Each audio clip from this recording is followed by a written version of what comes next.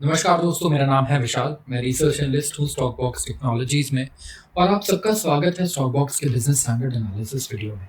यहाँ पर हम डिस्कस करते हैं बिज़नेस न्यूज़पेपर्स के कुछ बहुत ही बढ़िया आर्टिकल्स। कुछ फीडबैक्स मैंने माँगे थे कल की वीडियो में आप सबसे एंड बहुत सारे फीडबैक्स आए हैं। कई लोगों का कहना है कि मैं कुछ दूसरे बिज़नेस न्यूज़पेपर्स के आर्टिकल्स को भी इंक्लूड करूँ, जैसे कि बिज़नेस लाइन की यहाँ पे बात हो रही है। इसके अलावा लोग चाहते हैं मैं फाइनेंस, इकोनॉमी और बिज़नेसेस से रिलेटेड और न्यूज़ कवर करूँ। और कुछ financial express, micro cap businesses के बारे में भी लोगों ने पॉइंट किया है। मिंट के बारे में एक अच्छा रिस्पॉन्स आया है। इकोनॉमिक टाइम्स के बारे में बोलूँगा सबसे ज़्यादा ओवरऑल कमेंट्स आए हैं मेरे पास। ET, Economic Times, Indian economics and markets, WSJ, NYT. तो ओवरऑल मैंने डिसाइड किया है कि मंडे से I will also include Economic Times and धीरे-धीरे हम लोग बिज़नेस लाइन भी इंक्लूड करेंगे। सो मोस्ट इम्पोर्टेंटली हमें ना हमेशा देखना है कि क्वांटिटी पे फोकस नहीं करना है ज़्यादा, क्वालिटी पे ज़्यादा फोकस करना है। तो अगर हम 3 न्यूज़पेपर्स, 4 न्यूज़पेपर्स भी कवर करेंगे, आवर गोल विल बी कि जो सबसे बेस्ट कंटेंट है हमारे लिए, हम वो कंज़्यूम करें, क्योंकि सोशल मीडिया पे ऑलरेडी हम लोग वेस्ट पूरे दिन कंज़्यूम करते ही करते हैं। तो जो सबसे इम्पोर्टेंट चीज़ें हैं, जो हमें पता होनी चाहिए, will cover all that content here. तो आज मैं बिज़नेस स्टैंडर्ड ही कवर कर रहा हूँ। काफ़ी सारे आर्टिकल्स हैं, आप देख सकते हैं आज ओवरऑल 15 के करीब आर्टिकल हो सकते हैं आज करीब-करीब एंड काफ़ी बड़े-बड़े आर्टिकल्स भी हैं कुछ। सो मंडे से will start considering all other newspapers as well. तो अभी इकोनॉमिक टाइम्स आपको मंडे से वो भी मिलेगा बिज़नेस स्टैंडर्ड के साथ-साथ। तो यहाँ पे कुछ आर्टिकल्स हम आज कवर करने वाले हैं, जिसमें सबसे पहले रिलायंस इंडस्ट्रीज़, कल इसका एनुअल जनरल मीटिंग था, तो उससे रिलेटेड काफ़ी सारी न्यूज़ हैं कि रिलायंस इंडस्ट्री ने किस तरीके से बोनस शेयर्स इश्यू किए हैं और क्या आपको बहुत फ़ायदा होगा बोनस शेयर से, ये भी देखेंगे आगे। कुछ लिस्ट आई है इंडिया के सबसे रिचेस्ट लोगों की, जिसमें अडानी, अंबानी एंड एसआरके भी ऐड हो चुके हैं। इसके अलावा रिलायंस रिटेल की बात हो रही है, जिन्होंने अभी 10,000 लोगों को जॉब से ले ऑफ किया था। ये ज्वेलरी बिज़नेस पे फ़ोकस करने की बात कर रहे हैं, लग्ज़री ज्वेलरी पे। जियो दुनिया का लार्जेस्ट मोबाइल डेटा कंपनी बन चुका है। इसके अलावा आज न्यूज़ है कि ज़ेप्टो एक क्विक कॉमर्स कंपनी है, स्टार्टअप है, जिन्होंने $5 बिलियन का वैल्यूएशन अभी अचीव कर लिया है। इसके अलावा मूडीज़ ने इंडिया के ग्रोथ एस्टिमेट को 7.2% पे रखा है। तो ये बढ़ा है या घटा है, एक बार हम ये देखेंगे। इंडिया के पास हर 5 दिन में नए बिलियनियर्स आए हैं, तो इसके हिसाब से तो काफ़ी सारे बिलियनियर्स होने चाहिए हमारे पास। So will verify this data. Nvidia का रिजल्ट था, मैं पिछले हफ्ते 2 आर्टिकल कवर कर चुका हूँ एनवीडिया के बारे में। तो रिकॉर्ड सेल्स आई है फिर भी, लेकिन इम्प्रेस नहीं कर पाया ये इन्वेस्टर्स को। तो भाई इतना रिकॉर्ड करके भी कैसे नहीं इम्प्रेस कर पा रहा है, अभी पढ़ेंगे इसके बारे में। मालदीव्स को डाउनग्रेड कर दिया है फिच ने अमिड डॉलर क्राइसिस। तो मालदीव्स आजकल बहुत सारे न्यूज़ में था, इंडिया की वजह से भी एंड इंडिया में स्पेशली न्यूज़ में था, मैं ये कहूँगा, ना कि इंटरनेशनली। अब देखिए बहुत सारे क्राइसिस चल रहे हैं वहाँ पे। डॉलर क्राइसिस सबसे पहले शुरू हो गया है और ड्यूरॉफ जो टेलीग्राम के फाउंडर हैं और सीईओ हैं, इनके ऊपर काफ़ी सारे चार्जेस लगाए जा रहे हैं उन क्राइम्स के लिए जो टेलीग्राम पर लोग कमिट कर रहे थे। तो ये सिर्फ एक कैची टाइटल है या फिर कंटेंट में रियल में ऐसा ही हुआ है, वो भी देखेंगे। और डिफेंस स्टॉक्स, जो लोगों का फेवरेट सेक्टर है रिटेल इन्वेस्टर्स का, यहाँ पे क्या रैली आएगी या ये रिट्रीट ही करते रहेंगे, क्योंकि बहुत बड़ा करेक्शन हमने देख लिया है। मतलब 30-30% का करेक्शन देख लिया हमने बड़े-बड़े स्टॉक्स में, जैसे गार्डन रीच और कोचिन शिपयार्ड में। तो आगे क्या होने वाला है हम लोग आज ही जानेंगे। तो शुरुआत करते हैं सबसे पहले आर्टिकल से। फर्स्ट आर्टिकल पे जंप करते हैं हम लोग। ये था रिलायंस के बारे में। रिलायंस इंडस्ट्रीज देखिए इंडिया के सबसे बड़े कंग्लोमरेट्स में से एक है। मैंने बताया था कंग्लोमरेट्स वो कंपनीज होती हैं जो अलग-अलग सेक्टर में काम करती है, सिर्फ एक सेक्टर पे फोकस नहीं होती। जैसे टीसीएस सिर्फ आईटी में है तो कंग्लोमरेट नहीं है, लेकिन रिलायंस हर चीज में है। तो ये रिलायंस कपड़े भी बेचता है, पेट्रोल भी बेचता है, टेक्नोलॉजी भी है, जियो है, और एंटरटेनमेंट भी है, और रिटेल भी है। तो यहाँ पे बोनस इशू कर रहा है, तो ये इनके लिए ज्यादा इंपॉर्टेंट है जो ना शेयर होल्डर्स हैं। कई लोग बहुत खुश हो रहे थे कल मेरे पास, कह रहे थे कि उनको काफी फायदा होने वाला है, रिलायंस तो बोनस इशू कर रहा है। लेकिन मैं बता दूं, देखिए बोनस इशू से कोई फायदा होता नहीं है आपको। बोनस इशू क्या होता है कि आपके पास एक शेयर है ना, तो कंपनी 1:1 कर देती है कि आपको एक और शेयर मिल जाएगा। तो इस हिसाब से तो 10 लाख के शेयर है तो 20 लाख के हो जाने चाहिए, नहीं। कंपनी आपको एक शेयर इशू कर देगी और आपके जो शेयर प्राइस है उनको आधा कर देगी। तो इससे क्या होगा, इससे मार्केट में ना लिक्विडिटी इंप्रूव हो जाएगी, जिससे रिटेल इन्वेस्टर्स और आएंगे। आप देखिए रिटेल इन्वेस्टर्स के दिमाग में एक बायस होता है हमेशा कि यार 5,000 वाला शेयर महंगा है, ये कम बढ़ेगा, 50 रुपए वाला शेयर सस्ता है, ये ज्यादा बढ़ेगा। ठीक है, सिंपल ये बायस होता है और इसके बेसिस पे वो लोग काफ़ी सारे इन्वेस्टमेंट डिसीजंस भी ले लेते हैं। तो ये कोई लॉजिक नहीं है, ये पूरा किस्मत इन्वॉल्व है अगर आप ऐसे डिसीजन ले रहे हैं तो। एंड यहाँ पे लिक्विडिटी बस बढ़िया हो जाएगी रिलायंस के स्टॉक में ओवरऑल। तो इसलिए ये किया गया है। इसका कोई एडवांटेज आपके पास नहीं है, इसका कोई एडवांटेज नहीं होता। जब आपके पास शेयर भी उतनी ही है, वैल्यू भी उनकी उतनी है, हर चीज़ उतनी ही है, तो आपके लिए कोई फ़ायदा नहीं है, बस कंपनी के लिए थोड़ा बहुत फ़ायदा होता है वो। तो एनर्जी टू टेलीकॉम कॉन्ग्लोमरेट, अच्छा ये वर्ड मैंने आपको पहले ही समझा दिया। एनर्जी से लेके टेलीकॉम बिजनेस तक का जो ओनर है RIL, it's a conglomerate business. Reliance industries की एनुअल जनरल मीटिंग थी थर्सडे को, एंड यहाँ पे बहुत सारे इन्होंने अनाउंसमेंट किए हैं। तो देखते हैं क्या प्रपोज किया है इन्होंने। सबसे पहले तो इशू बोला 1:1 का बोनस शेयर्स का, ठीक है। एंड ये चाहता है कि दुनिया की टॉप 30 कंपनीज में आ जाए, टॉप 30 कंपनीज में अपने आप को लाना चाहता है। और इसके लिए इन्होंने डिटेल टाइमलाइन दी है एक एक साल का कि ये नई एनर्जी बिजनेस के लिए क्या कर रहा है। क्योंकि देखिए इंडिया में अगर आप अपॉर्चुनिटी देखें ना, तो ये बड़े बड़े बिजनेसमैन सबसे पहले अपॉर्चुनिटी कैप्चर करते हैं। तो आप इनको ट्रैक करते रहिए कि ये नए बिजनेसेस कहाँ जा रहे हैं। जैसे कि इस टाइम पे ट्रांजिशन, एनर्जी ट्रांजिशन बहुत ही ज्यादा लुक्रेटिव सेक्टर है, क्योंकि पूरी दुनिया, सिर्फ इंडिया नहीं, ग्रीन एनर्जी पे शिफ्ट हो रही है। तो ये बहुत बड़ा चेंज है, बहुत ही बड़ा चेंज। तो इसमें पैसा बहुत बन सकता है और बहुत बड़ा स्केल है। बड़े बिजनेसेस को स्केल चाहिए। ये ऐसा धंधा नहीं करना चाहती जिसमें मार्केट ही 10,000 करोड़ या 1 लाख करोड़ का है। तो एनर्जी ऐसा बिलियन है जो परपेचुअल है, बिना एनर्जी के कोई कंट्री सर्वाइव ही नहीं कर सकती। तो यहाँ पे एक तो काफी फोकस कर रहे हैं ये ओवरऑल। इन्होंने कोई और डिटेल्स नहीं शेयर किए हैं पोटेंशियल लिस्टिंग के कंपनी के रिटेल और टेलीकॉम डिविजन्स के। मतलब रिलायंस में अभी 3 मेजर डिविजन्स है। एक तो हो गया एनर्जी का, ठीक है, इसके अलावा जियो हो गया हमारे पास टेलीकॉम का, और इसके अलावा होता है एक रिटेल। तो इन तीनों को लोग कह रहे हैं कि अगर अलग अलग लिस्ट कर दिया ना, अभी एक ही कंपनी के नाम से लिस्टेड है RIL, अगर इन तीनों को अलग करके हमने डी मर्ज कर दिया, कल ही हमने एक वर्ड पढ़ा था मर्ज, और आज मैं यूज कर रहा हूँ डी मर्ज। डी मर्ज करना मतलब अलग कर देना।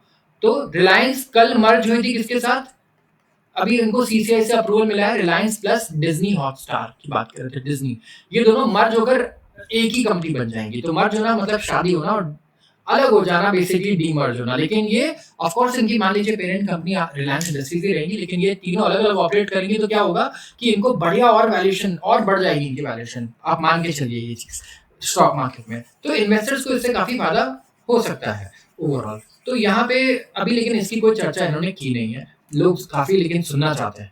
इसके अलावा ओपनिंग रिमार्क्स में इन्होंने एक्सप्रेस किया कि जो विजन है RIL का, वो एडवांस करना चाहते हैं करंट पोजीशन से दुनिया के टॉप 15 मोस्ट वैल्यूएबल कंपनीज में, और फिर उसके बाद टॉप 30 में नियर फ्यूचर में। और उनका कहना है कि RIL जो स्ट्रैटेजिक एडॉप्शन कर रही है डीप टेक का, डीप टेक्नोलॉजी और एडवांस मैन्युफैक्चरिंग, ये मदद करेगा रिलायंस को ऊपर जाने में इस लिस्ट में ओवरऑल। इसके अलावा इन्होंने कहा कि जो नया एनर्जी डिवीजन है इस पे फोकस कर रहे हैं काफी ज्यादा, लार्ज और प्रॉफिटेबल बनाना चाहते हैं इसे नेक्स्ट 5 to 7 इयर्स में। क्योंकि ऑयल टू केमिकल बिजनेस जो है इनका, वो पिछले 40 साल से चल रहा है और 40 साल में बिल्ड होकर बहुत स्ट्रांग हो चुका है रिलायंस का जो पेट्रोकेमिकल बिजनेस है, ऑयल बिजनेस है। तो उनका कहना है जो न्यू एनर्जी बिजनेस है वो भी बहुत यूनिक होगा, कैश फ्लो आएंगे यहाँ पे, साइक्लिकल नहीं होगा। साइक्लिकल बिजनेस कौन से होते हैं, जैसे कि आप मान लो बहुत सारे बिजनेसेस में साइक्लिकल होता है। जैसे आप हीटर बनाने वाली कंपनी, आपकी गर्मी में कौन लेगा आपसे हीटर, राइट, तो साइक्लिकल बिजनेस है। वैसे ही आप केटरिंग करते हो तो फेस्टिवल, शादी, इन पे ज्यादा चलेगा, तो साइक्लिकल बिजनेस है। तो इनका कहना है कि एनर्जी बिजनेस हमारा साइक्लिकल नहीं हुआ, एक तो पूरे साल पैसा आता रहेगा, ओवरऑल कैश फ्लो आता रहेगा और काफी यूनिक होगा ये। इन्होंने डिजिटल के बारे में बात की, रिलायंस डिजिटल, जहां जियो की बात हो रही है। इसके अलावा रिलायंस रिटेल की भी, कि अपने रेवेन्यू को डबल कर लेंगे, 3 से 4 साल में अपना रेवेन्यू डबल कर लेंगे। तो इसी बेसिस पे कई लोग इन्वेस्टमेंट भी करेंगे कि अच्छा ये कंपनी 3 से 4 साल में अगर अपना रेवेन्यू ही डबल कर लेगी तो इसकी वैल्यूएशन तो डबल होनी चाहिए। इस बेसिस पे कई लोग ये भी डिसीजंस लेंगे इन्वेस्टमेंट के लिए। और इसके बाद इन्होंने बात की earnings before interest, tax and depreciation and amortisation की, कि यहाँ भी अच्छा खासा ग्रोथ देखने को मिलेगा, ये भी डबल हो सकता है यहाँ पे। तो ओवरऑल रिलायंस ग्रुप बहुत ही अच्छे ट्रैक पर है और डबल हो जाएगा साइज में before the end of this decade, मतलब 2030 से पहले पूरा रिलायंस ग्रुप, इनका कहना है ओवरऑल मैट्रिक्स में, रेवेन्यू, सेल्स, प्रॉफिट में डबल हो सकता है यहाँ से। और इसके अलावा अब इस लिस्ट के बारे में बात करेंगे जहां मैंने बोला था इंडिया के रिचेस्ट की लिस्ट आई है कि कौन सबसे अमीर है, कौन ऊपर गया है, कौन नीचे गया है। तो अडानी आप देखिए यहाँ पे नंबर 1 पे है top Ambani as India's richest on current list SRK makes debut. SRK भी इसमें आ चुके हैं। तो despite challenges following US based short seller Hindenburg research ने काफी सारे रिपोर्ट्स निकाले अडानी के ऊपर, काफी बड़े बड़े एलिगेशंस लगाए, बट इसके बाद भी he is the richest man in India. फिलहाल इनका ओवरऑल अगर आप वेल देखेंगे तो ये अंबानी जी से भी ज्यादा है। इन्होंने रिप्लेस किया रिलायंस इंडस्ट्रीज चेयरमैन के मुकेश अंबानी को और उनकी फैमिली को, जिनका नेटवर्थ ओवरऑल 25% से बढ़ा है to 10.14 trillion. Ambani second richest Indian है इस वक्त according to the report. Adani पिछले 5 साल में रिकॉर्ड कर चुके हैं highest wealth growth among the 10 richest Indians in India.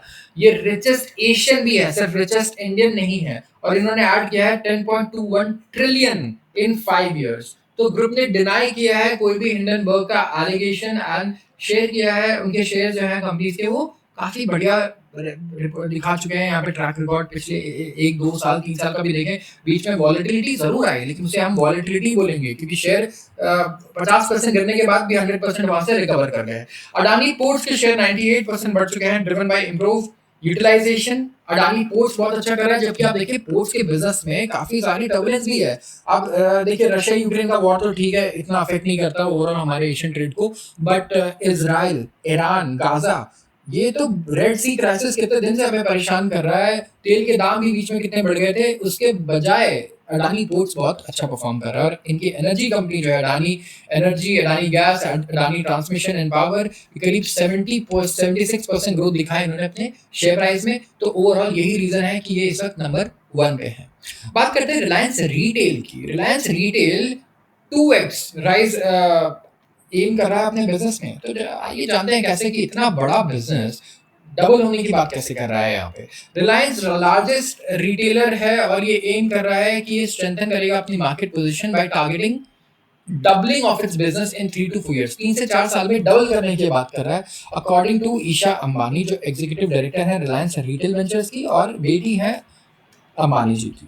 यहाँ पे 2023-24 की अगर मैं बात करूँ ना, तो रिलायंस रिटेल, आप देखिए आप रिटेल जरूर आपने यूज किया होगा, आप आजियो वगैरह यूज करते हैं मेरे ख्याल से, अगर काफी एड्स भी देखते हैं। इसके अलावा रिलायंस ट्रेंड्स आप देखिए हर सिटी में पता नहीं कितने सारे इन्होंने अपने शोरूम्स खोल दिए हैं। तो रिलायंस रिटेल का जो ग्रॉस रेवेन्यू रहा है ये रहा है 3.06 ट्रिलियन रुपी, 17% इंक्रीज है 17.8% पिछले साल से। तो ग्रोथ तो काफी अच्छी है रेवेन्यू में।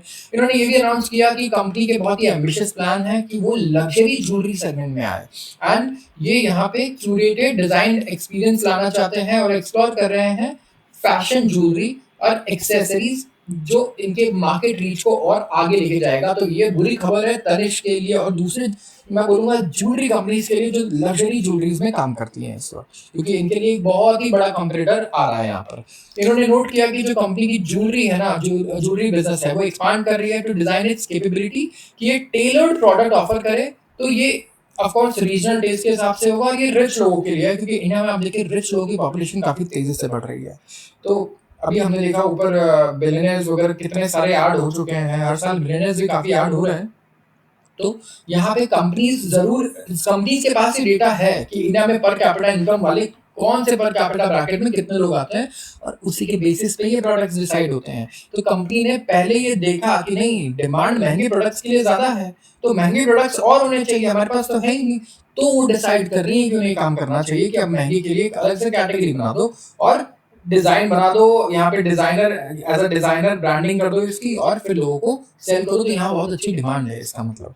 तो ये एक बहुत ही सोचने वाली बात है कि रिलायंस को बेवकूफ नहीं है कि बोली कि नहीं India is a poor country और उसके बाद एक लग्जरी ज्वेलरी सेगमेंट लॉन्च कर देगी। ज्वेलरी ऑलरेडी इतना महंगा है, उसमें भी अगर आप लग्जरी घुसा देंगे तो फिर मिडिल क्लास आदमी तो नहीं ले पाएगा, मुझे लगता है ये। तो ऑफकोर्स वी नो कि अपर मिडिल क्लास और रिच लोग काफी ज्यादा हैं, काफी ज्यादा स्पेंड कर रहे हैं चीजों पे, मैं ये कहूंगा। तो रिगार्डिंग अगर ग्रोसरी बिजनेस की बात करें तो ग्रोसरी बिजनेस में भी है, आपने जियो मार्ट अगर यूज किया हो तो आप देख रहे होंगे रिलायंस काफी डिपार्टमेंटल स्टोर्स भी खुल चुके हैं। तो उन्होंने कहा कि it is not only the largest but also one of the fastest growing retailer expanding at 2.5 the rest of the modern trade. 2.5 गुना ज्यादा रेट से एक्सपैंड कर रहे हैं कंपैरेटिव से एंड ओवरऑल जिनकी ग्रोथ है ड्रिवन है छोटे टाउन से, स्मॉलर टाउन्स में, जहां इनके 2/3 स्टोर्स खुल रहे हैं। तो छोटे टाउन्स पे ये टारगेट कर रहे हैं। अब किराना स्टोर्स को तो देखो ये होगा, मैंने ये देखा है हमारे शहर में भी कि जितने किराना स्टोर्स वाले हैं ये लोग खुद रिलायंस रिटेल से सामान खरीद के ले आते हैं और फिर सेल करते हैं अपने यहाँ। वहाँ पे इतना बढ़िया डिस्काउंट मिल रहा होता है। स्पेसिफिकली मैंने खुद पर्सनली नोटिस किया है कोल्ड ड्रिंक्स और ऐसे प्रोडक्ट्स में जहाँ किराना स्टोर में मैं सोच भी नहीं सकता कि 1 रुपए का भी डिस्काउंट मिले, यहाँ पे बहुत बड़े बड़े ऑफर्स मिल रहे होते हैं। तो जो किराना स्टोर्स वाले होते हैं वो खुद वहां से ला करके बेचते हैं, हमने ये देखा है। तो ये काफी जो कॉस्ट वाली मैं बोलूंगा लुक्रेटिव फैक्टर है ना, लोगों को जो सस्ता चीज सामान मिल जाए इंडिया में, उससे ज्यादा और कुछ नहीं मतलब अट्रैक्टिव लगता है, मुझे ऐसा लगता है। स्पेसिफिकली अगर आप राशन खरीदो तो और क्या ही चाहिए यार, सस्ता मिल जाएगा आपको उससे ज्यादा, बाकी हर चीज तो सेम ही होती है। तो ये बहुत इंपॉर्टेंट रहेगा। एंड यस, ब्लिंकिट और इंस्टामार्ट से लेके ग्रोफर सबके लिए चैलेंज जरूर रिलायंस यहाँ प्रेजेंट करने वाला है। तो यहाँ फायदा किसका होगा? सिर्फ सबसे ज्यादा लोगों का। Jio is now world's largest mobile data company and carries 8% of global traffic। तो Jio के बारे में हम बात करते हैं। रिलायंस Jio दुनिया का लार्जेस्ट डेटा कंपनी बन चुका है, लार्जेस्ट डेटा मार्केट में, ठीक है। और यहाँ पे रिलायंस इंडस्ट्रीज के चेयरमैन का कहना है, ओवरऑल जब ये 47th एनुअल जनरल मीटिंग में एड्रेस कर रहे थे, कि ये नेशन वाइड रोल आउट का वेट कर रहे हैं। सॉरी, इन्होंने कंप्लीट कर दिया है nation wide roll out of 5G। ये तो बात है कि ये इंडिया में जियो 4G ही लेकर आया था, ठीक है। उससे पहले 4G ज्यादा लोग यूज नहीं कर रहे थे, और 5G में भी काफी जल्दी अडॉप्शन हुआ है। एंड 5G की स्पीड अच्छी खासी है। We don't face any network issues when it comes to mobile phones इस टाइम पे। और ये एडिशन एक्सपेक्ट कर रहे हैं करीब 1 मिलियन न्यू कस्टमर्स का होम ब्रॉडबैंड सर्विसेज में। तो वाईफाई को लेके काफी अग्रेसिव है इस वक्त, क्योंकि वाईफाई के साथ और एंटरटेनमेंट प्रोडक्ट्स भी सेल कर रहे हैं। तो 8 साल में जियो दुनिया के लार्जेस्ट मोबाइल डेटा कंपनी बन चुकी है। और अफोर्डेबिलिटी इनका फोकस रहा है कि सबके पास होना चाहिए इंटरनेट, और सस्ता होना बहुत जरूरी है इसके लिए इंटरनेट का। और जो करंट डेटा प्राइसेस है वो 1/4 है ग्लोबल एवरेज के। तो जो ग्लोबल एवरेज प्राइस है डेटा का, इंडिया में सिर्फ 1/4 ही है उसका।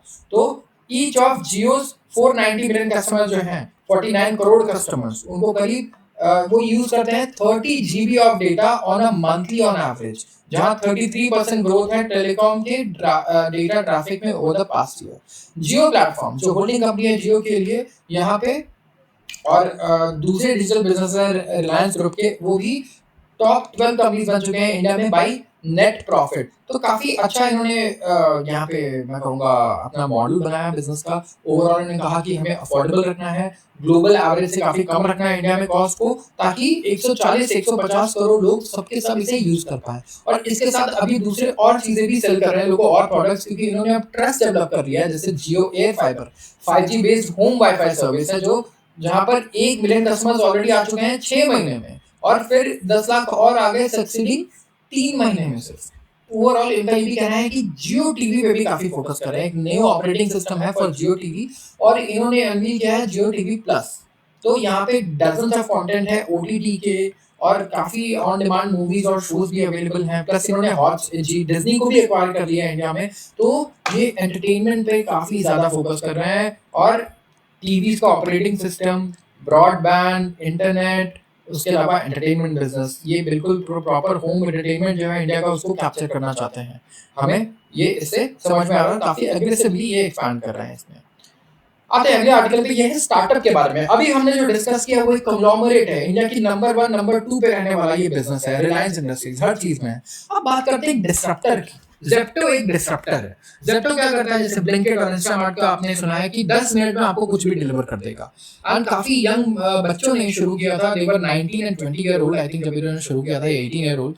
और अभी इन्होंने $340 मिलियन ऐड किया है अपने खुद के बास्केट में। और इनका जो वैल्यूएशन है, कंपनी की वैल्यू है, ये है $5 बिलियन बिफोर देयर आईपीओ। तो ये भी आईपीओ लाने का सोच रहे हैं। ऑफ कोर्स हर इंसान आईपीओ लाने का सोच रहा है। मुझसे लोग ये भी पूछते हैं कि क्या हम, अगर जैसे मैं एक नॉर्मल इंसान हूँ, मैं बिजनेस नहीं हूँ, तभी मैं अपना आईपीओ ला सकता हूँ क्या?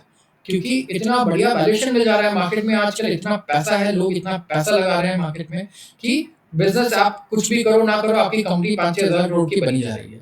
क्विक कॉमर्स मेजर है जेप्टो, इन्होंने रेज किया है $340 मिलियन, जहां पे फॉलो ऑन फाइनेंसिंग हुई है। फाइनेंसिंग राउंड हुआ है at a valuation of $5 billion. ये इनिशियल पब्लिक ऑफरिंग के लिए एम कर रहा है। एंड 340 मिलियन भी काफी बड़ा अमाउंट होता है, it's 1/3 of a billion, right. So करीब करीब आप कह सकते हैं यहाँ पे 2,500 करोड़ के करीब इन्होंने पैसा यहाँ पे रेज किया। जेप्टो का ये 3rd big ticket fund raise था विद इन अ ईयर, और इससे कंपनी रेज कर रही है more than $1 billion in 12 months. According to people in know, Zepto plan कर रहा था to raise 400 million, लेकिन इन्होंने रेस्ट्रिक्ट किया इसे $340 million पे, ताकि इक्विटी वैल्यूएशन जो है करंट एग्जिस्टिंग इन्वेस्टर्स का वो डाइल्यूट ना हो, तो इसलिए इन्होंने कम रेज किया ओवरऑल। और जेप्टो का फंड रेज ऐसे टाइम पर हुआ है जहां पे क्विक कॉमर्स इंडिया में बहुत ज्यादा हॉटस्पॉट बना हुआ है। मैं बोलूंगा फ्लिपकार्ट ने कहा है कि हम 10 मिनट डिलीवरी करेंगे, ग्रोफर्स ने बोला कि बिग बास्केट ने कहा कि हम तो 10 मिनट डिलीवरी जो है हमारा डिफॉल्ट बन गया है प्लेटफॉर्म पे। अमेजन भी इसमें एंटर करने की बात कर रहा है, स्विगी भी इसमें एंटर कर चुका है। तो ये जो राउंड था इसमें जनरल कैटलिस्ट और Dragon Fund and Epic Capital, इन सब ने नए investors as a new investor यहाँ पे ज्वाइन किया। और जो एग्जिस्टिंग इन्वेस्टर्स है जैसे कि स्टेपस्टोन, लाइटस्पीड, डीएसटी, कॉन्ट्ररी, इन्होंने अपने स्टेक्स को और ज्यादा बढ़ाया है जेप्टो में। तो अकॉर्डिंग टू जेप्टो जो को फाउंडर है और चीफ एग्जीक्यूटिव ऑफिसर है आदित्य पलीशा, इन्होंने कहा कि जो रैशनल है ना, अभी हमने फाइनेंस को यहाँ फॉलो ऑन किया, फाइनेंसिंग को सबसे पहला था कि दे जो अपॉर्चुनिटी है to take on board a lead investor of Neeraj Arora's caliber from General Catalyst was one we couldn't pass on. तो ओवरऑल जो इन्वेस्टर्स हैं जिन्होंने इनकी कंपनी में पैसा लगाया है, ये उन्हें अपनी कंपनी में रखना चाहते थे, ठीक है।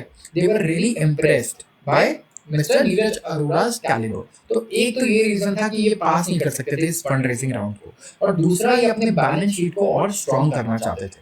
तो फंडिंग से आईपीओ से पहले कोई भी चाहेगा कि यस उनकी बिजनेस ओवरऑल अच्छी दिखे, तो ये जरूरी था कि अपने बैलेंस शीट को ओवरऑल स्ट्रॉन्ग रखे, क्योंकि फर्म ऑलरेडी बहुत बढ़िया रॉबस्ट ग्रोथ दिखा रही है और ऑपरेटिंग लेवरेज काफी बढ़िया है। जून में कंपनी ने रेज किया था $665 मिलियन सीरीज एफ में, और यहाँ डबल किया इन्होंने फर्म की वैल्यूएशन को टू 3.6 बिलियन $1.4 बिलियन से। इस राउंड में लाइटस्पीड वेंचर पार्टनर्स, एवरा ने भी ज्वाइन किया इनके कैप टेबल को, एंड काफी सारे इन्वेस्टर्स आप देख सकते हैं। ओवरऑल ये सारे लिस्ट हैं इन्वेस्टर्स के जिन्होंने जेप्टो में इन्वेस्ट इस वक्त किया हुआ है। तो Zepto it's a very big growth story, काफी फेमस हो चुका है ये, एंड काफी बहुत बढ़िया ग्रोथ इन्होंने दिखाया है इस सेगमेंट में। कोविड के टाइम पे इन्होंने ये स्टार्टअप शुरू किया था, क्विक कॉमर्स का, क्विक डिलीवरी का, and they have thrived really well and they are leading, मैं बोलूंगा, क्विक कॉमर्स के सेगमेंट में। तो ये जो फंड्स हैं ये एड करेंगे जेप्टो को कि बॉल्स्टर करें अपने बैलेंस शीट और प्लान आईपीओ लेके आए अगले 12 महीनों में, एंड ये पब्लिक लिस्टिंग के पहले प्रॉफिटेबल होने का एम कर रहे हैं। यस, तो ये प्रॉफिटेबल टर्न कर जाएंगे, इनका ये कहना है बिफोर आईपीओ। जो जेप्टो की ग्रॉस मर्चेंडाइज वैल्यू है ये भी मल्टीप्लाई हो रही है ईयर ऑन ईयर, और ये बेस पे जा रही है ओवर $1 बिलियन के, एंड अराउंड 75% जो है फर्म्स के stores they are fully EBITDA positive as of May 2024। EBITDA positive मतलब जो भी आप पैसा कमा रहे हैं ना, टैक्स, इंटरेस्ट, डेप्रिसिएशन, ये सब के पहले, टैक्स वगैरह बाद में देना, डेप्रिसिएशन बाद में लगाना, और इंटरेस्ट वगैरह आप लोगों का बाद में पे करना। जो प्रॉफिट आपके पास नेट नेट आया ना ऑपरेशन से, ओवरऑल 75% स्टोर्स प्रॉफिट में है उस हिसाब से। और फिर देखिए टैक्स के लिए आप इंटरेस्ट वगैरह वो यहाँ पे लेस करेंगे, और डेप्रिसिएशन वगैरह तो मैं बोलूँगा नॉन कैश एक्सपेंस है। तो ओवरऑल काफी अच्छा ये कर रहे हैं यहाँ पे परफॉर्म। मूडी एक रेटिंग एजेंसी है, ठीक है। इनका नाम थोड़ा सा लगता नहीं है बहुत सीरियस, लेकिन ठीक है। मूडी जो है ये एक रेटिंग एजेंसी है, एंड रेटिंग एजेंसी क्या करती हैं, ये आपने क्रेडिट रेटिंग सुना है ना, आपका क्रिसिल आपकी क्रेडिट रेटिंग होती है, क्रेडिट कार्ड लेते टाइम आप चेक करते हो कि ओवरऑल मेरा क्रेडिट स्कोर क्या है। तो कंपनीज की भी होती है ये, और कंट्रीज, इंडिया की भी होती है। तो आप शिकायत मत करना कि यार ये सिस्टम किसने बनाया है। अब गवर्नमेंट की खुद की क्रेडिट रेटिंग होती है, और उसके हिसाब से गवर्नमेंट को लोन मिलता है, और उसी हिसाब से इंडियन गवर्नमेंट इंटरेस्ट भी पे करती है। क्रेडिट रेटिंग अगर हमारी खराब हो तो लोन पे इंटरेस्ट भी ज्यादा लगता है, लोन भी कम मिलता है हमें, ठीक है। तो सबके लिए रूल सेम है पूरी दुनिया में जब पैसों की बात की जाती है। तो मूडी ने इंडिया का ग्रोथ एस्टिमेट रेज किया है। यहाँ पे ग्रोथ की बात कर रहे हैं, लेकिन हम डेट की तो बात ही नहीं कर रहे हैं। बट मैंने बताया कि मूडी ओवरऑल रेटिंग्स करती है क्रेडिट वगैरह की, और ग्रोथ वगैरह के एस्टिमेट निकाले इन्होंने इंडिया के लिए, और एस्टिमेट है 7.2%। तो सब लोग अपना अलग अलग एस्टिमेट निकालते हैं, लेकिन क्लोज ही रहता है सबका। तो मैं इसलिए डिस्कस कर रहा हूँ कि एक्सपेक्टेड था कि इस साल जो था ना, इंडिया का जीडीपी ग्रोथ रेट बहुत सही था, 7% प्लस था, 7.2% था। लेकिन अगले साल सब लोग एक्सपेक्ट कर रहे हैं कि कम होगा पिछले साल से। लेकिन मूडीज का यहाँ पे कहना है कि इनका जो फोरकास्ट है ये 6.8% पहले था, लेकिन अभी 7.2% हो चुका है, ये बढ़ चुका है। क्योंकि इनका कहना है कि ये एक्सपेक्ट कर रहे हैं कि रॉबस्ट ब्रॉड बेस्ड रिकवरी आ सकती है मार्केट में अच्छी, रूरल डिमांड बहुत ही बढ़िया है इंडिया में इस वक्त। यस, मैं बोलूंगा 2024 ना, this is the year of rural demand, मैं बोलूंगा रूरल रिकवरी। ओवरऑल जितने भी रूरल मैं बोलूंगा एरियाज है वहाँ पे डिमांड बहुत बढ़िया देखने को मिली। इंडिया में स्टॉक मार्केट देखिए ना, एक इंडिकेटर की तरह हो जाता है यहाँ पे। टू व्हीलर मोटरसाइकिल कंपनीज सबसे ज्यादा रूरल डिमांड यहाँ पे मैं बोलूंगा इनको ड्राइव कर रहा है इस वक्त। FMCG companies, fast moving consumer goods, यहाँ पे रूरल डिमांड इनको बहुत ही बढ़िया ड्राइव कर रहा है, और तब ये 2 साल बाद चलना शुरू हुआ है। एफएमसीजी जिसके स्टॉक्स होंगे एफएमसीजी के पिछले 2 साल में, आप देख रहे होगी निफ्टी कहाँ पहुंच गया एक साल में 25% ऊपर, और एफएमसीजी यहीं मरे पड़े थे। लेकिन जैसे ही पता चला कि मॉनसून इस बार बढ़िया आना है, ओवरऑल गवर्नमेंट ने भी रूरल एरियाज के लिए बहुत बढ़िया इनिशिएटिव्स लिए हैं, फोकस किया है बजट में। तो उसके बाद आप देखो स्टॉक मार्केट में उनके शेयर प्राइसेस, तो मूडी भी कह रहा है कि नहीं रूरल रिकवरी अच्छी आएगी, और जो 2025 का ग्रोथ है फोरकास्ट वो 6.6% है, अगेन 6.4, एंड 2024 के लिए इन्होंने रखा है 7.2% का। तो मीडियम से अगर लॉन्गर टर्म की मैं बात करूं, इंडिया का ग्रोथ प्रोस्पेक्ट जो है वो डिपेंड करता है कि कितना हम प्रोडक्टिवली टैप करते हैं अपने लेबर पूल को। यस, कितना प्रोडक्टिव हमारा लेबर होता है और हम कैसे टैप कर पाते हैं उसे। और उन्होंने कहा कि जो इंडिया का पॉपुलेशन है इसकी मीडियन एज 28 इयर्स है सिर्फ, और 2/3 पॉपुलेशन अभी वर्किंग एज में है, तो इनको काम पे लगाओ, कंट्री के पास पैसे आएंगे। लेकिन यस, काम पे लगाने के लिए हमें उन पे इन्वेस्ट भी करना पड़ेगा। ऐसा नहीं होता कि आप जैसे usually as a human being भी हम लोग ऐसा नहीं कि आपने बच्चे पैदा किया बस अगले दिन काम पे लग जाएंगे। You have to nurture them and you have to develop skills, आपको हेल्प करना पड़ेगा इस तरीके से। तो जो ये पूरा यूथ है, जो सिटीजंस हैं, they are also the children of our country, and it's the country's role यहाँ पे बहुत इंपॉर्टेंट रोल की हेल्प कर पाए कि वो स्किल्स डेवलप कर पाए, एजुकेशन ले पाए, और काम तो बाकी सब करना ही चाहते हैं। ये रिकॉग्नाइज कर रहे हैं पोटेंशियली हायर फॉरकास्ट अगर साइक्लिकल मोमेंटम अच्छा रहा, स्पेसिफिकली प्राइवेट कंजम्पशन के लिए। तो देखिए इनका कहना है कि जो प्राइवेट कंजम्पशन है ना, जो हम पैसे खर्चीले लोग हो गए हैं बहुत ज्यादा, इसी की वजह से इंडियन जीडीपी आप कहेंगे बहुत बढ़िया यहाँ पे ओवरऑल जो एक्सपेक्टेशन है उससे कॉन्ट्ररी अच्छा और ग्रोथ, स्ट्रॉन्ग ग्रोथ दिखा सकती है। अगर खर्चीले लोग जो है घर में वो डिसीजंस लेते रहे तो, प्राइवेट कंजम्पशन बहुत ही बढ़िया रहा तो, और स्पेसिफिकली एग्रीकल्चर आउटपुट भी बढ़िया रहेगा, अबव नॉर्मल रेनफॉल, तो अबव नॉर्मल क्या बहुत खतरनाक रेनफॉल हो रहा है कुछ एरियाज में, तो वो बहुत ज्यादा होना भी अच्छा नहीं है, बट यस कहीं पे भी ड्राउट के सिचुएशन हमें नहीं फेस करने को दिखाई दे रही है। इवन राजस्थान में आप देखोगे इतना बढ़िया रेनफॉल हुआ है, आप किसी से भी बात कर सकते हो ओवरऑल, या फिर आप डेटा चेक कर सकते हो, सबसे बढ़िया है। Fitch retain sovereign credit rating. अब देखिए क्रेडिट रेटिंग की बात हो ही गई, देखिए इंडिया की रेटिंग एजेंसी फिच ने अफर्म किया है कि इंडिया की जो सॉवरेन क्रेडिट रेटिंग है वो है BBB negative.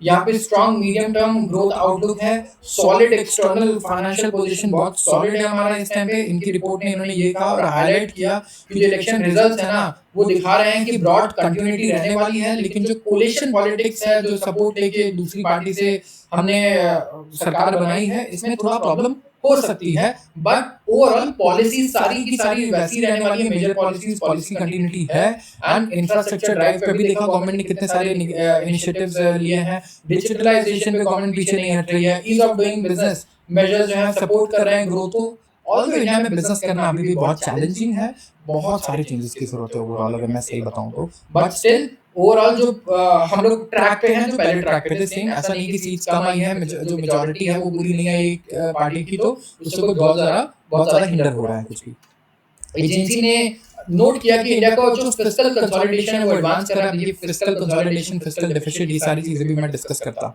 Overall fiscal deficit ये चीज होगी जो हम मिडिल क्लास और लोअर क्लास लोग जो इनकम की मैं बात कर रहा हूँ, जितने भी middle income and lower income में लोग आते हैं, ओवरऑल ये फिस्कल डेफिसिट बड़ा ज्यादा फेस करते हैं, राइट। फिस्कल डेफिसिट क्या हो गया, इनकम कम हो रही है, खर्चे ज्यादा हो जा रहे हैं। तो हमारी कंट्री के साथ भी यही प्रॉब्लम है भाई, हम लोग भी रिच कंट्री नहीं है, हम लोग भी मिडिल इनकम कंट्री है। तो यहाँ पे प्रॉब्लम क्या हो रही है, फिस्कल डेफिसिट, खर्चा बहुत ज्यादा है, पैसा कमा रहा है, तो फिस्कल कंसोलिडेशन ओवरऑल लेकिन बढ़िया हुआ है इंडियन इकोनॉमी में। एंड कोई भी इकोनॉमिक शॉक आता है तो हम लोग यस हमारा डेट बढ़ जाएगा, बट ठीक है उससे कोई ज्यादा फर्क नहीं पड़ेगा। और आप ये भी तो देखिए कोविड जैसा सिचुएशन आया, फिर भी हमने पैसा वगैरह अच्छे से मैनेज किया गवर्नमेंट ने, और फिस्कली हम लोग अभी भी स्ट्रांग है, हमारी बैलेंस शीट इंडिया की काफी स्ट्रांग है। फिर से नोट किया कि इंडिया जो है ये फास्टेस्ट ग्रोइंग सॉवरेन रहेगा, with GDP growing at 7.2% current fiscal year में और 6.5% FY26 में। पब्लिक इंफ्रास्ट्रक्चर केपेक्स जो है सबसे की ग्रोथ ड्राइवर है इंडिया में। जितना ज्यादा इंफ्रास्ट्रक्चर पे गवर्नमेंट खर्च करती है, इंडिया का जीडीपी उतना बढ़ता है। हमने अभी भी डिस्कस किया था कल ही, प्रॉब्लम क्या है, प्राइवेट का पैसा नहीं आ रहा है यहाँ पे, एफआई नहीं है, फॉरेन एफडीआई नहीं आ रहा है यहाँ पे। तो ये भी चाहिए ग्रोथ के लिए, लॉन्ग टर्म ग्रोथ इससे होने वाला है, अपने पैसे से नहीं होने वाला है।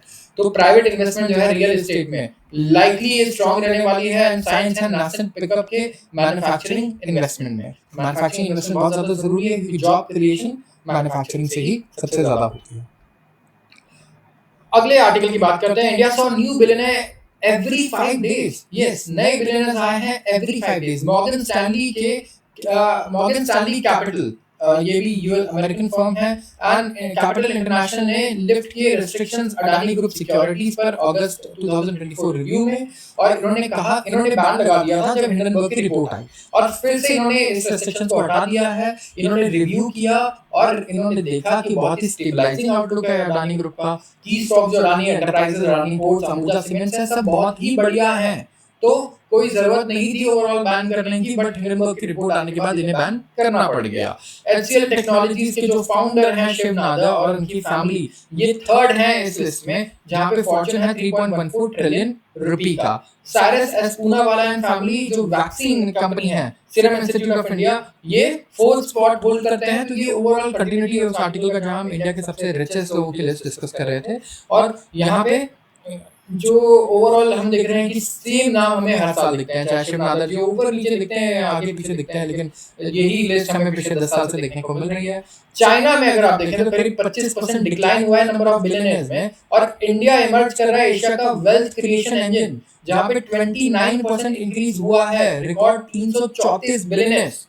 ठीक है, तो करीब इंडिया आप देखिए तो हॉटस्पॉट एशिया में बिलियनर्स के लिए, सबसे ज्यादा बिलियनर्स इंडिया में इंक्रीज हो रहे हैं। चाइना में इकोनॉमिक ग्रोथ कम होने की वजह से उल्टा कम हुए हैं। तो सिर्फ इकोनॉमिक ग्रोथ नहीं कम हुआ है, वहाँ पे प्रॉब्लम ये भी है कि वहाँ से फॉरेन इन्वेस्टर्स अब बिल्कुल पैसा निकाल के एक बूंद निकाल के वापस जा रहे हैं।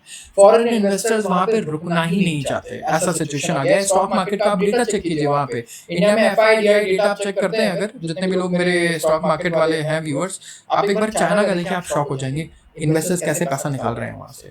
और जो फीचर्ड हैं अभी हुरन के इंडिया रिच लिस्ट में, उन्होंने कलेक्टिवली ऐड किया है 28 trillion rupee to their wealth, जो रिप्रेजेंट करता है 56% of total wealth increase on the list. तो इंडिया ने मिंट किया है एक नया बिलियनर हर 5 दिन पिछले साल, इतने बिलियनर्स आए हैं, और टोटल नंबर ऑफ बिलियनर्स हो गए हैं 334, 6 गुना हो गए हैं 13 साल में। यस, 13 साल में 6 गुना ज्यादा अब बिलियनर्स आ चुके हैं, और इंडिया का जो बिलियनर काउंट है वो ट्रिपल सेंचुरी मार्क क्रॉस कर चुका है। तो क्यूमुलेटिव वेल्थ करीब इनका बढ़ता है 159 ट्रिलियन रुपीस, जो इंडिया के जीडीपी के हाफे से भी ज्यादा है।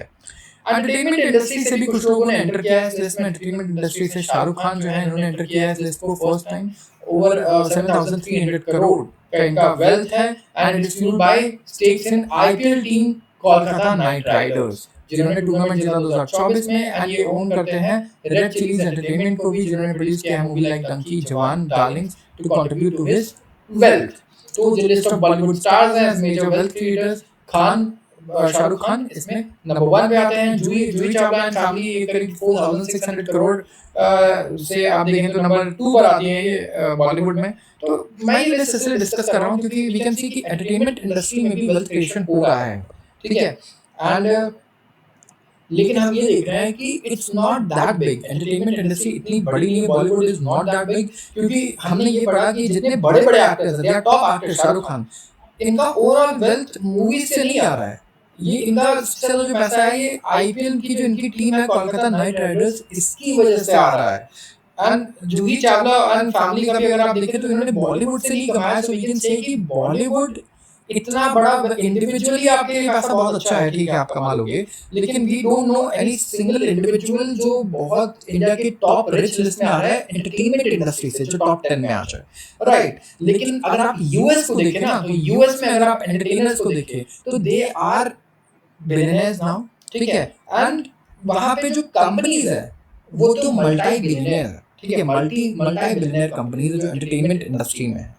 तो वी हैव टू सी कि इस टाइप की जो लिस्टेड कंपनीज है, अगर हम देखें इंडिया में तो क्या है एंटरटेनमेंट से रिलेटेड, पीवीआर वगैरह है, तो PVR is not doing that great. Reliance industries ने क्योंकि एक्वायर कर लिया है डिज्नी को, तो वो अब रिलायंस के साथ ही रिफ्लेक्ट होगा स्टॉक में। बट एंटरटेनमेंट इंडस्ट्री से I am not seeing anything, may be मैं मिस कर रहा हूं कुछ, तो please let me know in the comment section overall. अब बात करते हैं एनवीडिया की। काफी अच्छे रिजल्ट आए, लेकिन प्रॉब्लम क्या रहा कि लोगों की एक्सपेक्टेशन बहुत ज्यादा। आप 95% मार्क्स लाते हो तो ऐसा सिनेरियो हो गया कि लोग कहते हैं सिर्फ 95 ही आया, मतलब 99 क्यों नहीं आया, 100 क्यों नहीं आया। तो ये सिचुएशन हो गया है एनवीडिया के साथ।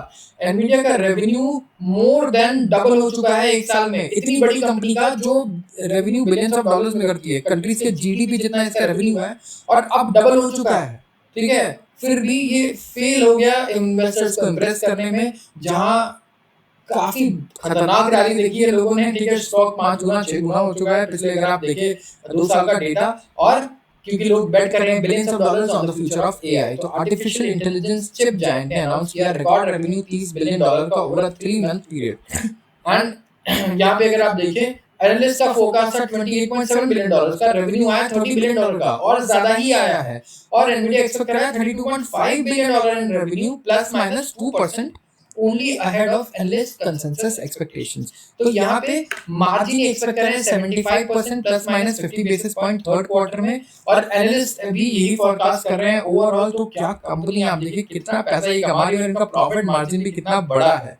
तो इसलिए राइट नाउ ये मैं कहूँगा दुनिया में कोई जहाँ इसे शायद अच्छे से जानता नहीं हुआ। एक टाइम पे इंटेल को सब लोग जानते थे, और एएमडी को भी काफी लोग जानते थे, एनवीडिया भी उनके साथ ही था। बट जिस हिसाब से इसने आउटग्रो किया है सारे कंपटीशन को और सारे बड़े कंपनीज को, जो ट्रिलियन डॉलर कंपनीज थी, it's really shocking and it is a story on its own. तो ये कंपनी करती क्या है, ये पावरफुल आर्टिफिशियल इंटेलिजेंस में यूज होने वाले चिप्स बनाती है, जिसे हम कहते हैं सेमीकंडक्टर चिप्स और प्रोसेसर्स, ग्राफिक कार्ड्स, ये सारी चीजें बनाती है। तो प्रोडक्शन प्रॉब्लम्स भी आए, लेकिन एनवीडिया का आउटलुक बहुत बढ़िया है आगे भी, और अभी भी जो इनके रिजल्ट्स आए हैं वो बहुत ही बढ़िया आए हैं। तो इन्वेस्टर के लॉफ्टी एक्सपेक्टेशन से चिप मेकर से जहां 7 गुना सर्ज देखने को मिला है एनवीडिया के शेयर्स में ओवर लास्ट 2 इयर्स, और ये बिगेस्ट बेनिफिशियरी रहा है एआई लिंक्ड शेयर्स के। तो एआई की कंपनीज की वैल्यू ज्यादा नहीं हो रही है, लेकिन एआई जो चीजें, इट्स लाइक दुनिया में चर्चा हो रही है गाड़ियों की, ठीक है, लेकिन सबसे अमीर आदमी वो बन गया जो पेट्रोल बेचता था। ठीक है, और जो गाड़ी बना रहा है वो ज्यादा पैसे नहीं कमा पा रहा है, पेट्रोल बेचने वाला ज्यादा पैसे कमा रहा है। तो वही चीज सेम एआई के साथ हो रही है। एआई बनाने वाली कंपनीज बहुत सारी, एआई पे वर्क करने वाली कंपनीज तो बहुत सारी हैं, लेकिन जो इंसान चिप्स बना रहा है एआई में यूज होने वाले, वो सबसे ज्यादा पैसे कमा रहा है rather than artificial intelligence companies. तो यहाँ पे जो सेल्स है डेटा सेंटर सेगमेंट में, यहाँ पे भी ग्रोथ देखने को मिली 154% की to $26.3 billion in the second quarter, और एस्टिमेट्स थे $25 बिलियन के।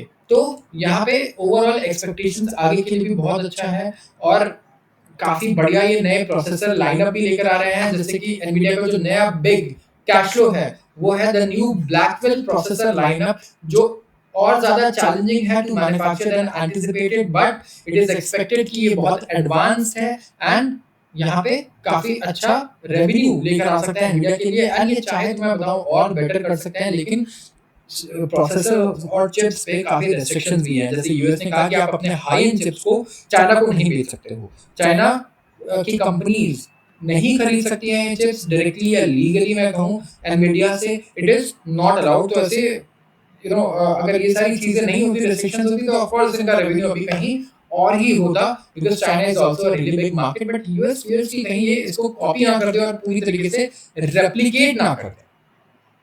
आते हैं अगले आर्टिकल पे। मालदीव्स ने डाउनग्रेड किया है फिच को, sorry Maldives has been downgraded by Fitch, I am sorry मैंने उल्टा पढ़ लिया ऐसे। सो फिच, अभी हम डिस्कस कर रहे थे कि मूडीज एक थोड़ा सीरियस नाम हमें नहीं लगता, it's kind of a funny name. Moody's ये क्या करती है, आपके कंट्रीज को ही क्रेडिट रेटिंग देती है कि भाई इसकी क्रेडिट रेटिंग क्या है, कंपनीज को भी देती है। सेम फिच का भी यही काम है, फिच रेटिंग्स भी यही करती है। और मालदीव्स जो कंट्री है हमारे साउथ में, यहाँ पे डॉलर क्राइसिस आ चुका है, जिसकी वजह से इनके रेटिंग्स को डाउनग्रेड कर दिया गया है। तो ये एक डबल वैमी है इनके लिए, ठीक है, दोनों तरफ से इन्हें मार पड़ रही है। फिच रेटिंग्स ने डाउनग्रेड किया है आइलैंड नेशन ऑफ मालदीव्स को, और कहा है कि ये इंक्रीज रिस्क ऑफ डिफॉल्ट यहाँ पे दिख रहे हैं। डिफॉल्ट मतलब आपकी जो ईएमआईज है अगर आप नहीं पे कर पाए तो उसे हम डिफॉल्ट बोलते हैं। तो जो रिस्क है डिफॉल्ट का वो बहुत बढ़ गया है मालदीव्स कंट्री के लिए। बॉन्ड इन्वेस्टर्स जो भी हैं, जो इन्हें उधार देते हैं इस कंट्री को, वो इस डेट से छुटकारा ले रहे हैं इस वक्त, कंट्री के बॉन्ड को डंप कर रहे हैं। और वर्स्ट मंथली परफॉर्मेंस रहा है ओवरऑल, अगर आप देखें ये इमर्जिंग मार्केट्स में। जो सिक्योरिटी है ये ड्यू जो 2026 में है ये ड्रॉप हो चुकी है टू 71.39 सेंट्स ऑन डॉलर।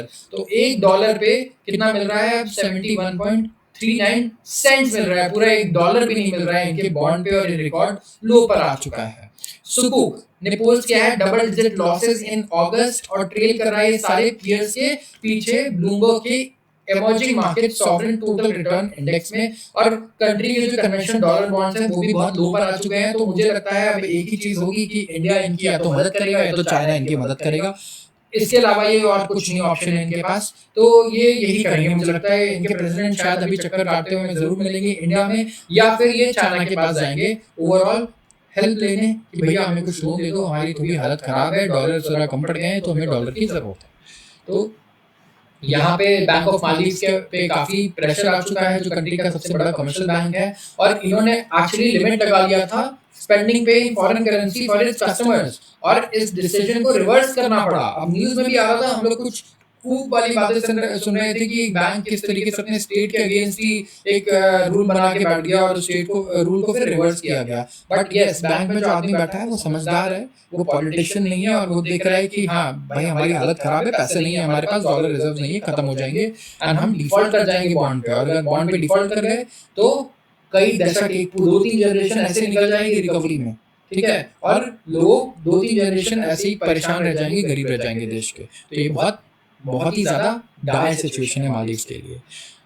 आते हैं अगले आर्टिकल पे, Durov charge for crimes committed on Telegram. अभी फ्रांस में अरेस्ट हुए हैं डुरोव, पावेल डुरोव जो सीईओ है टेलीग्राम के, और यहाँ पे ओवरऑल ने चार्ज किया गया है फॉर कॉम्प्लिसिटी, कि आपका भी रोल है in spread of sexual images of children and other crimes, जो एक रेयर एग्जांपल है टेक लीडर के लिए कि उनके प्लेटफॉर्म पे अगर कोई ये शेयर कर दे रहा है तो ये एक्चुअली इनको भी कॉम्प्लिसिट मान रहे हैं। तो अगर आपने कोई भी ऐसी चीज जो इलीगल है शेयर कर दी फेसबुक या ट्विटर पे, तो इसका मतलब may be Elon Musk and mark Zuckerberg भी अरेस्ट हो सकते हैं अगर वो उसे रोक नहीं पाए तो, क्योंकि टेलीग्राम जो था ये काफी ज्यादा स्ट्रॉन्ग प्राइवेसी वाला प्लेटफॉर्म था। तो यहाँ पे इन्होंने एलिगेशंस इन पे लगे हैं कि इन्होंने बिल्कुल मना कर दिया कि हेल्प नहीं करेंगे एजेंसीज को बिल्कुल भी लीगल वायर टास्क के लिए या किसी भी चीज के लिए अपने प्लेटफॉर्म पे रन करने के लिए, एंड काफी ऑर्गेनाइज्ड क्राइम कैरी हो रहा था इनका, ये कहना है, और अनलॉफुल ट्रांजैक्शंस भी हो रहे थे प्लेटफॉर्म पे।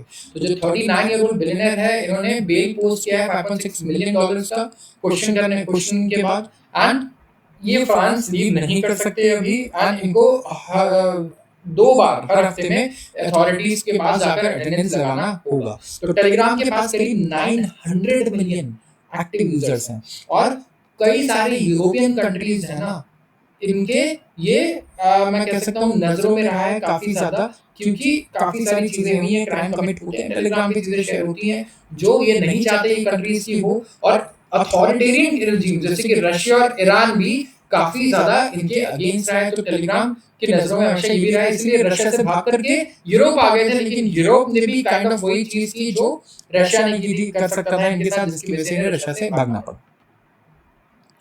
अब आते हैं अगले आर्टिकल पे, defence stocks take fire rally और रिट्रीट। डिफेंस स्टॉक्स अगर मैं देखूं ना इस वक्त, तो यूनियन बजट आने के बाद से काफी अच्छा कुछ परफॉर्म नहीं कर रहे हैं जैसा एक्सपेक्टेशन था, और रिटेल इन्वेस्टर्स ने काफी पैसा भी लगाया है। अगर आप शेयर देखिए गार्डन रीच शिप बिल्डर्स का एंड इंजीनियर्स का, ये 28% लूज कर चुका है, कोचिन शिपयार्ड 25% डाउन है, बीईएमएल 17% डाउन है, मिश्र धातु 18%, डी6 System 11%, according to ACE Equity data. जो शेयर्स हैं भारत डायनामिक्स के, आइडिया फोर्स टेक्नोलॉजी के, डेटा पैटर्न्स के, अपोलो माइक्रोसिस्टम्स के, पारस डिफेंस के और space technologies MTAR Technologies, Astra Microwave Products, Solar Industries India, Hindustan aeronautics limited, ये सब डिक्लाइन हो चुके हैं 1 से 10% के बीच में सेम पीरियड में। ये सारे डिफेंस कंपनीज के नाम लिए मैंने, जबकि निफ्टी ओवरऑल आप देखिए वहां से ऑलमोस्ट 3% ऊपर है बजट के बाद से। तो जो फॉल आया है ना, ये लाइकली इसलिए आया है क्योंकि डिफेंस एलोकेशन इस बजट में हमें ज्यादा नहीं देखने को मिला। लेकिन मैं ये भी बता दूं कि बजट जो था इसको भी आप इंटरिम बजट ही मानिए, क्योंकि जो मेन बजट आना है वो हमारा फरवरी में आएगा। तो ऑफ कोर्स करेक्शन जो था वो नीडेड था डिफेंस स्टॉक्स में, क्योंकि काफी ज्यादा ओवर वैल्यू पे थे इंटरिम बजट के बाद, एक्सपेक्टेशन इतनी ज्यादा थी, इसलिए काफी ज्यादा इनके शेयर प्राइसेस बढ़ गए थे। तो लॉन्ग टर्म इन्वेस्टर्स इस आर्टिकल का कहना है कि ये बाय कर सकते हैं, डिप कर सकते हैं, ऑल्दो मैं ऐसा कुछ अभी बोलूंगा नहीं, अपने आप पर्सनल एडवाइजर से पूछिए। बट मैं यही कहूंगा कि जो एनालिस्ट हैं ओवरऑल ये कुछ ज्यादा नेगेटिव बोल नहीं रहे हैं इसके बारे में। जो बजट डिसअपॉइंटमेंट था इसकी वजह से ओवरऑल करेक्शन देखने को मिला कि बजट में कुछ बहुत बढ़िया नहीं हुआ है, लेकिन इनमें से कुछ कंपनीज ऑलरेडी 5 गुना 10 गुना हो चुकी है पिछले 2 से 3 सालों में सिर्फ। तो ये रीजन है कि यहाँ पे थोड़ा बहुत करेक्शन और प्रॉफिट बुकिंग आना ही था। तो जो एनालिस्ट हैं बिलीव करते हैं कि लॉन्ग टर्म के लिए बाय कर सकते हो, लेकिन ये अभी भी ओवर प्राइस्ड है। इनका पी रेशियो अभी जस्टिफाइड नहीं है, ऑल्दो पी रेशियो देखना एक खाली मेट्रिक नहीं है और बहुत सारी इंपॉर्टेंट चीजें हैं जो आपको देखना चाहिए कि कितना ये रेवेन्यू जनरेट कर सकती है सबसे पहले, और कितने ऑर्डर बुक की बात नहीं करें। देखिए एचएल का ऑर्डर बुक लिखा है 94,000 करोड़ का, बट अगर ये 10 लाख करोड़ भी हो गया तो एचएल के पास क्या कैपेसिटी है कि वो ये रेवेन्यू को कन्वर्ट कर पाएगा कैश फ्लो में। तो ये सारे क्वेश्चन बहुत इंपॉर्टेंट है। एक बार डिफेंस सेक्टर को एनालाइज करना अच्छे से बहुत जरूरी है। ये पी रेशियो के बेसिस पे आप सिर्फ नहीं डिसाइड कर सकते कि कौन सी कंपनी अच्छी है कौन सी नहीं है। तो आज के लिए बस इतना ही। अगर वीडियो पसंद आई हो तो जरूर इसे लाइक करें और चैनल को सब्सक्राइब करना बिल्कुल भी ना भूलें। आप सबका बहुत बहुत धन्यवाद।